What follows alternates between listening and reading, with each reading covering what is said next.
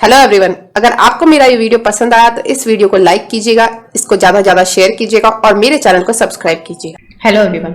आज मैं अपना वीडियो स्टार्ट करने जा रही हूँ। वो जो नेक्स्ट टॉपिक है कंस्ट्रक्टिव लायबिलिटी, उसके ऊपर बना रही हूँ और इसके अंदर मैं सेक्शन 149 को डिस्कस करूंगी और जो उसके बारे में जो उनके बीच में डिस्टिंक्शन दे रखी है सेक्शन 34 के अंदर और सेक्शन 149 के अंदर, इन दोनों के बीच की जो डिस्टिंक्शन है सेक्शन 34 की और सेक्शन 149 की, इन दोनों के बारे में जो इनका डिफरेंस दे रखा है उसके बारे में भी डिस्कस करूंगी और इसमें सेक्शन जो 149 है उसके अंदर जो बातें बता रखी है उसके बारे में डिस्कस करूंगी। तो लेट्स स्टार्ट द वीडियो। सबसे पहले सेक्शन 149 जो है वो बात करता है कि अगर कोई ऑफेंस कमिट किया जाता है किसी मेंबर के थ्रू जो अनलॉफुल असेंबली का मेंबर है, और अगर वो कोई ऑफेंस करता है और वो प्रोसिक्यूशन में करता है जो कॉमन ऑब्जेक्ट है उस असेंबली के, उसके प्रोसिक्यूशन में अगर वो करता है या फिर जो भी मेंबर्स उस असेंबली के वो ये जानते हैं कि वो ऑफेंस कमिट हो सकता है उस ऑब्जेक्ट के प्रोसिक्यूशन में, तो हर पर्सन जो भी उस समय जब वो ऑफेंस कमिट हुआ था और वो अगर उस मेंबर था उस सेम असेंबली का, तो वो गिल्टी होगा उस ऑफेंस के लिए। वो सारे पर्सन, हर पर्सन वो है जो भी होंगे वहां पर वो गिल्टी होंगे उस ऑफेंस के लिए। और ये सेक्शन 149 के अंदर बता रखा है और इसके अंदर बेसिकली कॉमन ऑब्जेक्ट की बात की गई है। और इसके अंदर कॉमन ऑब्जेक्ट के अंदर अगर विधि विरुद्ध जमाव का हर सदस्य सामान्य उद्देश्य को अग्रसर करने के लिए किए गए अपराध का दोषी है इसमें, और इसके अंदर ये बता रखा है कि यदि विधि विरुद्ध जमाव के किसी सदस्य द्वारा उस जमाव के सामान्य उद्देश्य को अग्रसर करने में अपराध किया जाता है या कोई ऐसा अपराध किया जाता है जिसका किया जाना उस जमाव के सदस्य उस उद्देश्य को अग्रसर करने में संभावित जानते थे, जो उस अपराध के किए जाने के समय उस जमाव का सदस्य है उस अपराध का दोषी होगा। मतलब अगर कोई ऑफेंस किया है और वो किसने किया है, किसी मेंबर ने अनलॉफुल असेंबली के, और उसने कैसे किया है, वो कॉमन ऑब्जेक्ट के प्रोसिक्यूशन में किया है, और जो मेंबर्स है उस असेंबली के वो ये जानते हैं, उनको ये नॉलेज है कि वो जो काम कर रहा है वो प्रोसिक्यूशन में उस ऑब्जेक्ट के कर रहा है। उनको नॉलेज है, जो मेंबर्स है उस असेंबली को, वो ये जानते हैं कि वो कमिट होता है उस प्रोसिक्यूशन में उस ऑब्जेक्ट के, जो वो ऑब्जेक्ट जो उस असेंबली का है। तो हर पर्सन जो उस समय जब वो ऑफेंस कमिट हुआ था, तो वो अगर वो मेंबर था उस सेम असेंबली का, तो वो सारे पर्सन्स भी उस ऑफेंस के लिए गिल्टी होंगे और उनको भी उस ऑफेंस के लिए गिल्टी माना जाएगा। और ये जो सेक्शन 149 है, ये सेक्शन 149 जो है वो एप्लीकेबल होता है ना कि केवल उस ऑफेंस के ऊपर जो कमिट हुआ है उस कॉमन ऑब्जेक्ट के फॉर्दरेंस में, लेकिन उस ऑफेंस के ऊपर भी होता है जैसे जो उस मेंबर ऑफ अनलॉफुल असेंबली को नॉलेज थी कि वो कमिट हो सकता है, तो उस ऑफेंस के ऊपर भी ये सेक्शन 149 एप्लीकेबल है। मतलब जो ऑफेंस कमिट हुआ है उस पर भी है, और जिस ऑफेंस के बारे में वो ये जानते हैं कि वो कमिट हो सकता है, लाइकली टू बी कमिटेड, तो उसके ऊपर भी सेक्शन 149 जो है वो एप्लीकेबल होगा। और उसके बाद में सेक्शन 141 जो है उसके अंदर अनलॉफुल असेंबली के बारे में बता रखा है, और इसके अंदर बता रखा है कि असेंबली अगर 5 या 5 से ज्यादा पर्सन्स की होती है तो उन्हें हम अनलॉफुल असेंबली कह सकते हैं। और वो असेंबली जो होगी उसका कॉमन ऑब्जेक्ट जो होगा उन पर्सन्स का जो भी उस असेंबली को कंपोज करते हैं वो होगा, एक तो कि वो ओवरएव करते हैं क्रिमिनल फोर्स से या शो करके क्रिमिनल फोर्स को, और किसे कर रहे हैं, वो सेंट्रल गवर्नमेंट को कर रहे हैं या किसी स्टेट गवर्नमेंट को कर रहे हैं या पार्लियामेंट को या फिर लेजिस्लेचर को किसी स्टेट के या किसी पब्लिक सर्वेंट को। इनमें से किसी को भी अगर वो क्रिमिनल फोर्स यूज करके या शो करके वो क्रिमिनल फोर्स ओवरएव करना चाहते हैं, और अगर वो अपना ये लोग लॉफुल पावर अपना यूज कर रहे हैं जो पब्लिक सर्वेंट के तौर पर, तो उस एक्सरसाइज में उनके लॉफुल पावर के अगर वो किसी भी तरीके से वो जो असेंबली के जो पर्सन्स है जो 5 या ज्यादा है उससे, वो अगर इनको क्रिमिनल फोर्स शो कर रहे हैं और उसकी वजह से इनको रोक रहे हैं कि अपना वो लॉफुल पावर ये यूज नहीं कर सके, तो उस केस में,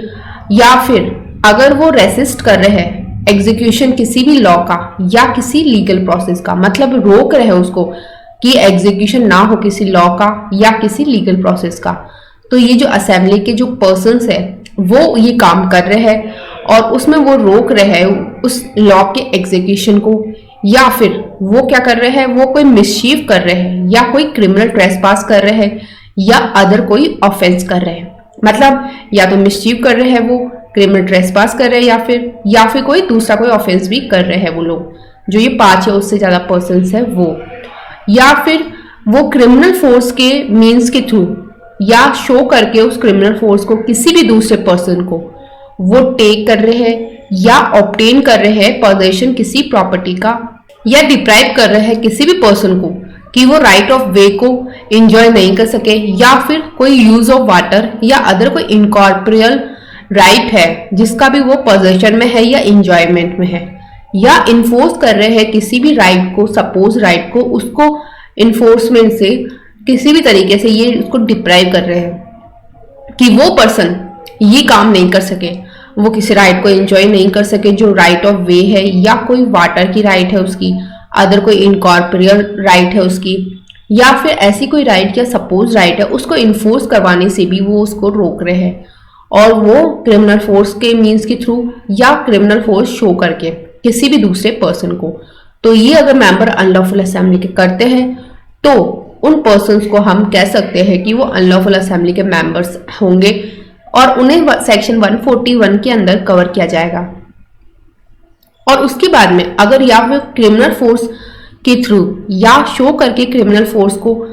किसी भी पर्सन को कंपेल कर रहे हैं कि वो क्या करे, कोई ऐसा काम करे जो वो लीगली बाउंड नहीं है करने के लिए, मतलब वो किसी भी तरीके से बाउंड नहीं है वो काम करने के लिए लीगली, उसे वो काम करने के लिए वो लोग कंपेल करते हैं या उसको ऑमिट करते हैं कि वो ऐसा कोई काम करे जो वो लीगली इंटाइटल है करने के लिए, वो काम करने के लिए उसको ऑमिट करते हैं करने के लिए कि वो काम वो नहीं करे। फिर इसके बाद में जो एक्सप्लेनेशन है वो ये बात करता है कि अगर असेंबली जो अनलॉफुल नहीं थी जब वो असेंबल की गई थी, वो बाद में भी अनलॉफुल असेंबली बन सकती है। ये जरूरी नहीं है कि असेंबली जब असेंबल हुई थी तब वो मतलब अनलॉफुल असेंबली होनी चाहिए, मतलब पहले अगर वो लॉफुल थी तो बाद में अनलॉफुल असेंबली बन सकती है। और ये इसके अंदर एक्सप्लेनेशन में बता रखा है। और इसके अंदर बेसिकली जो बात बता रखी है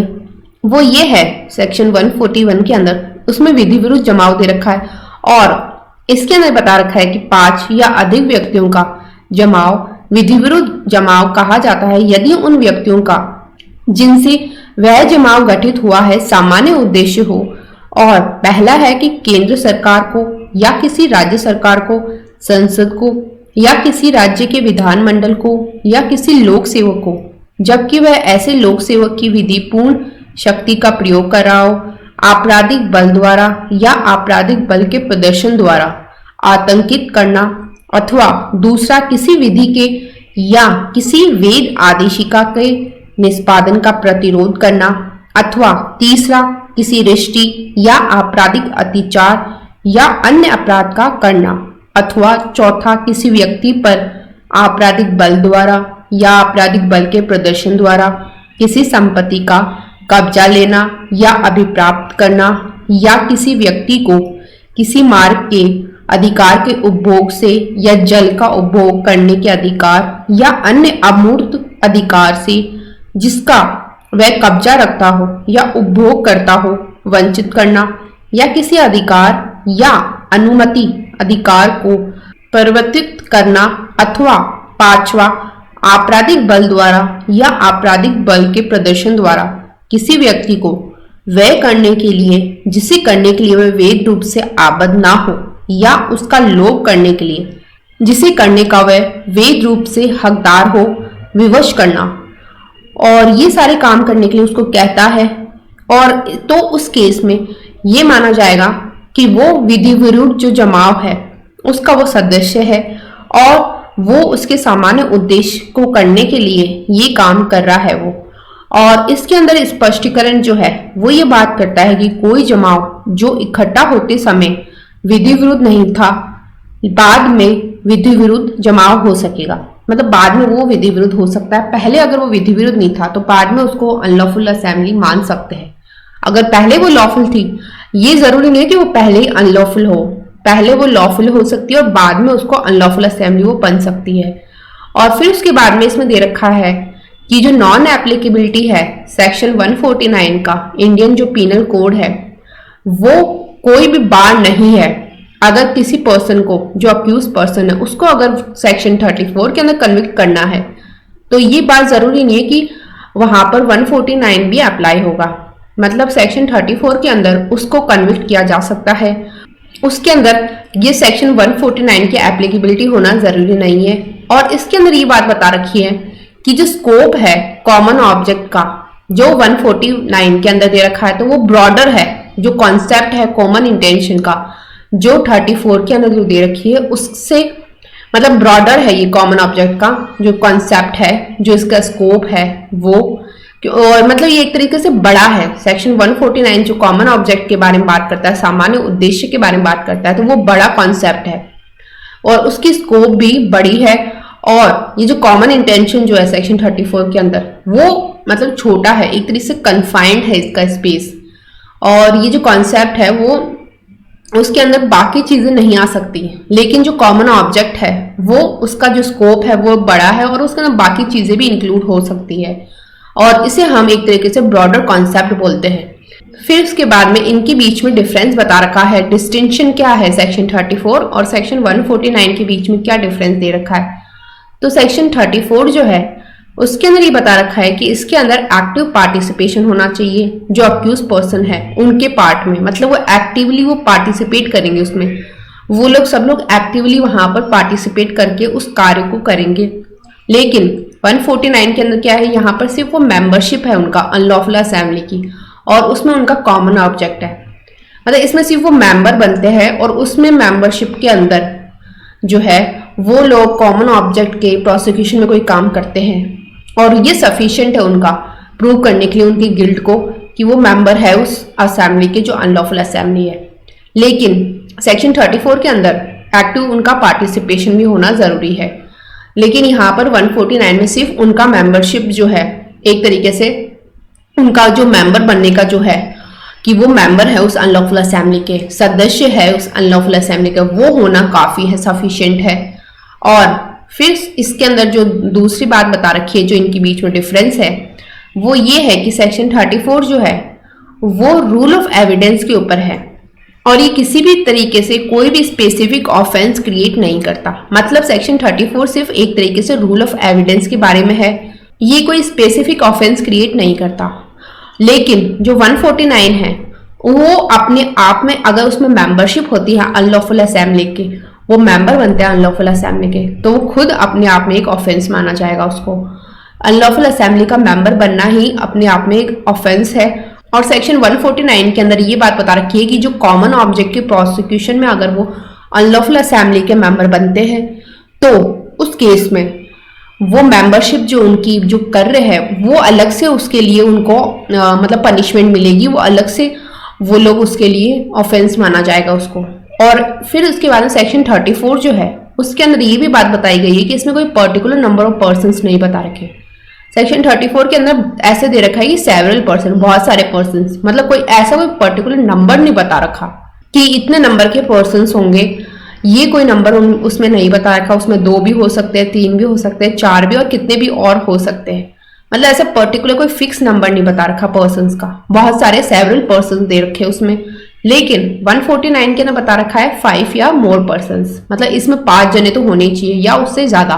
तभी ये सेक्शन 149 के अंदर इसको कवर किया जाएगा, वरना ये सेक्शन 149 के अंदर नहीं आएगा।